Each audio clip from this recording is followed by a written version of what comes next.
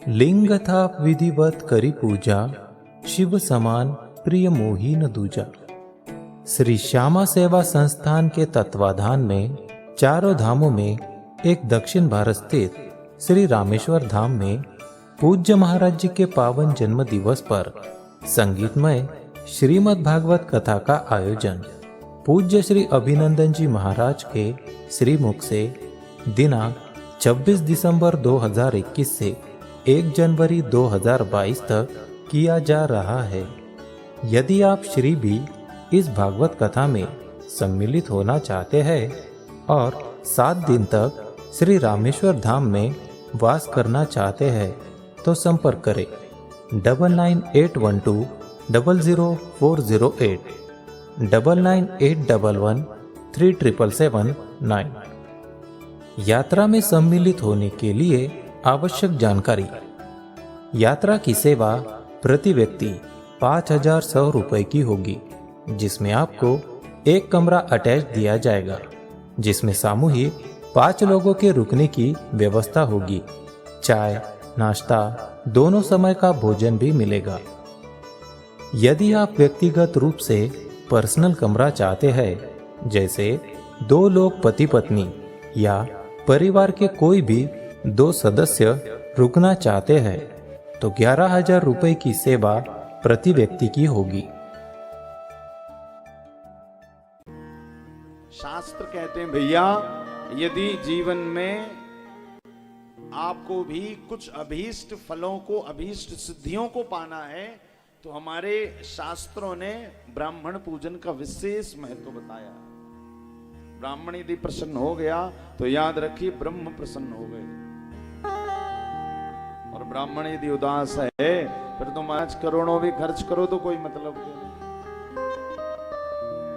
लोग शादी पार्टियों में करोड़ों खर्च कर देते हैं और पंडित जी को मात्र 1100-2100 पकड़ा देते हैं। अरे इतने से ज्यादा की तो लोग बम फटाके फोड़ देते हैं विवाह में, जिनका कोई मतलब नहीं। उससे ज्यादा का तो भोजन बर्बाद कर देते हैं, केवल और केवल अपनी प्रतिष्ठा के लिए कि हमारा नाम हो।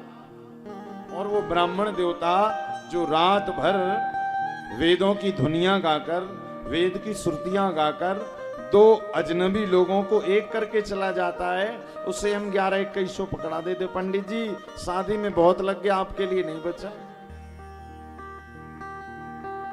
अच्छा देखिए, लोग दक्षिणा भी काटते हैं तो पंडित जी के ही कट करते हैं, बाजे वाले के नहीं, टेंट वाले के नहीं, हलवाई के नहीं, कैमरे वाले के भी नहीं, कट होते हैं